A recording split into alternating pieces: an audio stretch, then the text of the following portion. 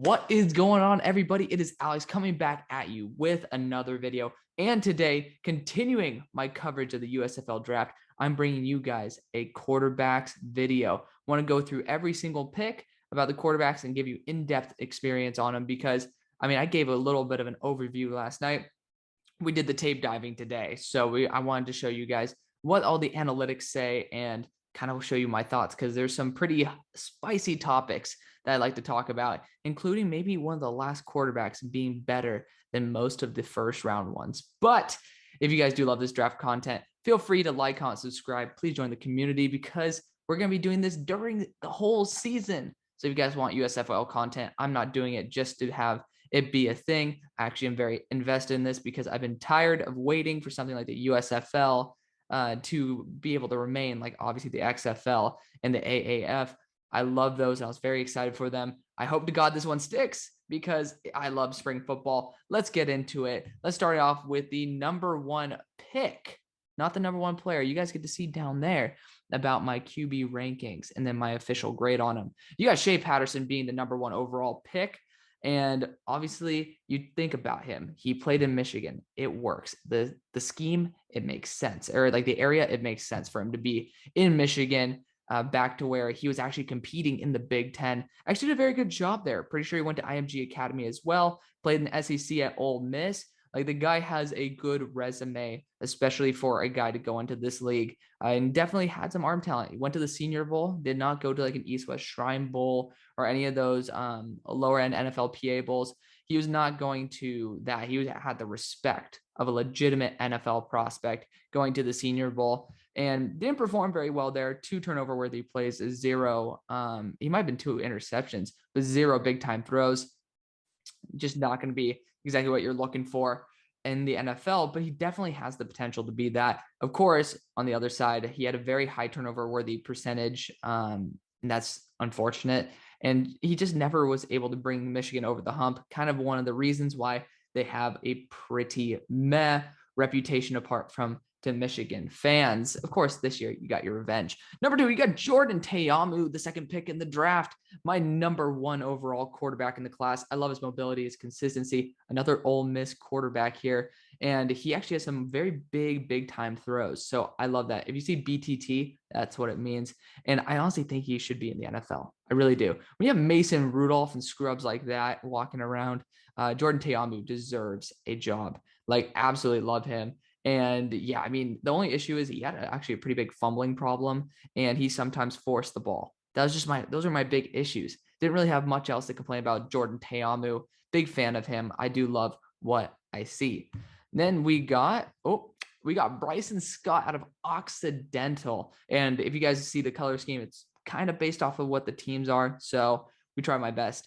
He's a kid out of a Division III school. He hasn't played pretty much in like high level competition since 2017 when he did his pro day. But as you see, he had 62 of 64 in a pro day. Not impossible to do, but that shows that you at least have some really good accuracy. Been to plenty NFL teams, and he was an absolute boss at the D3 level. I just give it a grade of B because I think that he's probably like the number 7 guy in this class. But again, the ceiling is there. People call him the Aaron Rodgers of Division III. So honestly, I don't mind it that much. Philadelphia going after a guy with a pretty high ceiling. This one I did not like very much. Ben Holmes out of Tarleton State. Yeah, the guy was 23-2 when he was there, but the guy's 5'10", doesn't have NFL experience. He just isn't very exciting. The 5'10" part is the big issue for me, and it doesn't look like he's a hyper athlete or anything. You can't find any tape on him in terms of or any statistics for PFF because I don't like to look at just yards, this, that. Like looking at the turnover worthy plays, that's how you really get into the mindset of the quarterback and see the drops and see if he's the main contributor to the positive or the negative average depth of target. You guys know what I'm talking about. Just not really a huge fan of Ben Holmes, but we might see them have their fortunes turn around later on. Number 5, Clayton Thorson. So the 5th pick in the draft is Clayton Thorson. I love this. He's my second best quarterback in the class. He actually belongs on an NFL roster. Like he was a guy where people were talking about him as like a legitimate contender for a day 2 pick when he was coming out. And, you know, he actually did really well in the Big Ten. He at least kept Northwestern competitive. And yeah, I think he has just a solid enough arm to get over there, to get over the hump. Low turnover worthy play percentage as well. It's what TWP stands for. The only issue is he didn't really do much in terms of the explosive plays. So that's the only issue. And then his touchdown interception ratio is not great either. So it's a little bit unfortunate. It's 61-45 for his entire career, not just for his final season. Otherwise, that'd be a little bit insane on both halves of the spectrum. Then you got Alex McGough. I was hyping him up a bit. I don't think that it's as good of a pick as I said. You know, he's been around for quite a while, showing that he has at least that type of talent.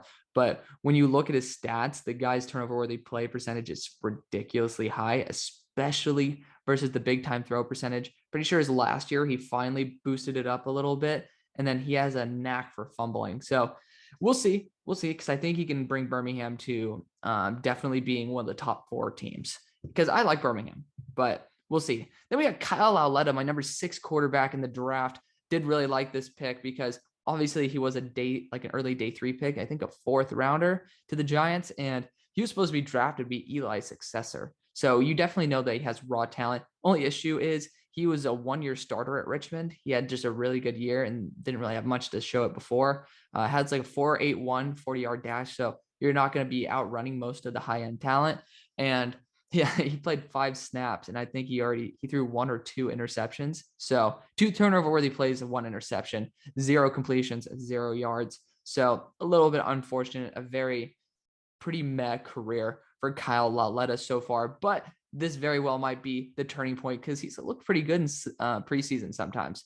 So number 8, we got Kyle Sloter out of Northern Colorado. I was actually really high on this when it first happened, but after looking at a lot of the other quarterbacks, he slipped down my board quite a bit. That being said, I'm not going to grade it below a B- because he still is an NFL caliber backup. So I like it. You know, when you watch him play, he was certainly up there in terms of the big time throw percentage. I think it was close to 7%, which is big. Like, he definitely did a lot in terms of that. But when you look at his stats, he only played a couple of games. It was really weird. So he has a lot of untapped potential. But then again, he also came out a bit earlier. So there's some pluses and some minuses here. But I actually think they got a better quarterback with their next pick, which is Zach Smith. Yeah, I'm a big fan of this guy, mainly because I see him. Well, I didn't like him for a long time because he used to almost beat SMU every single year. If you guys don't know, I go to SMU. So I get to watch Zach Smith every single year. This guy's actually pretty damn talented. I think he could probably overtake the quarterback that I just talked about, that I'm bugging on, Kyle Sloter. But yeah, he started for multiple years, and he did it at Baylor, and then he went to Tulsa and did it for a couple of years as well. You know, he had some good experience in the big leagues as well as the smaller ones, and he came out pretty recently. So again, he's going to be a little bit younger than your 28-year-old Paxton Lynch that we'll talk about. But unfortunately, the statistics don't back that up. His turnover-worthy play percentage, I have it purposely in all caps, was very high, and the guy just wasn't a very good athlete when you watch him run. So that's unfortunate. Let's go to number 10. You got Josh Love. So I actually am a big fan of this pick. You know, we unfortunately only have, I'm pretty sure that we did. Okay, good. I was making sure that it wasn't a repeat on the weaknesses side. Unfortunately, it did not load the 3rd bullet point. Regardless, Josh Love was excellent his final year, 88 PFF grades. So I love to see that. He actually had some really good talent. I remember people talking about him as a legitimate talent, and he went to the Rams too. So pretty sure he got signed to the roster, had some time just playing with those guys. And obviously that's a good camp to be in. Super young as well with that Thorson draft, if I'm not mistaken. And he played for many years, so he has that veteran level to him. The only problem is those years before weren't really amazing. Again, you're nitpicking here, and he was definitely not built to scramble. Now we got Jamar Davis Smith. So yeah, I think I was kind of hinting at this for Birmingham. Yeah, this was, I think was a steal. I used to really like Jamar Davis Smith.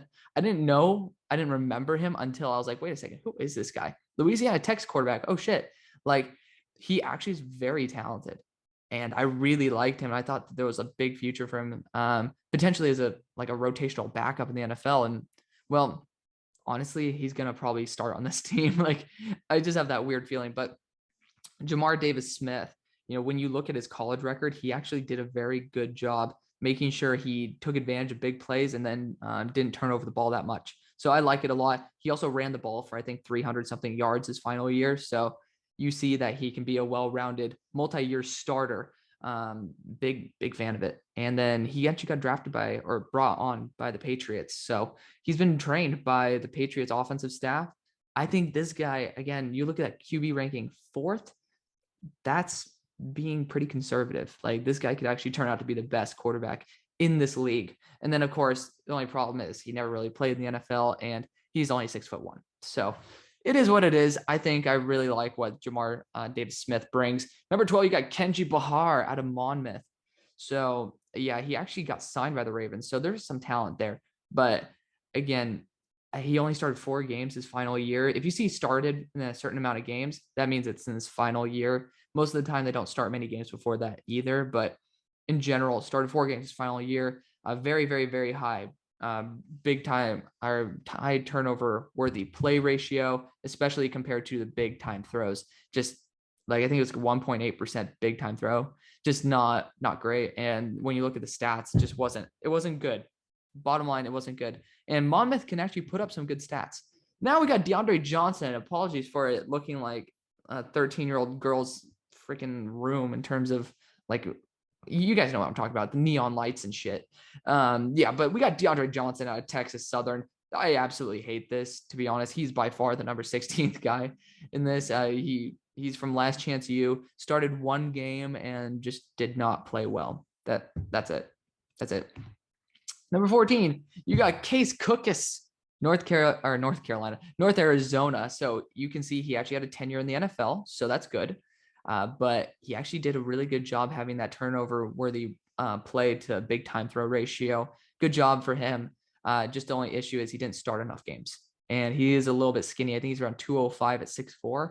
So there is something to be a little bit worried about there. Number 15, Brady White. I love this pick. So yeah, Brady White used to be a big fan favorite over here at Hail Mary Sports. And of course, that's just me. But but still, Brady was just so good. Again, I watched him beat SMU year after year after year. We had Shane Buechele, who's an NFL quality quarterback, get beat by Brady White in Memphis.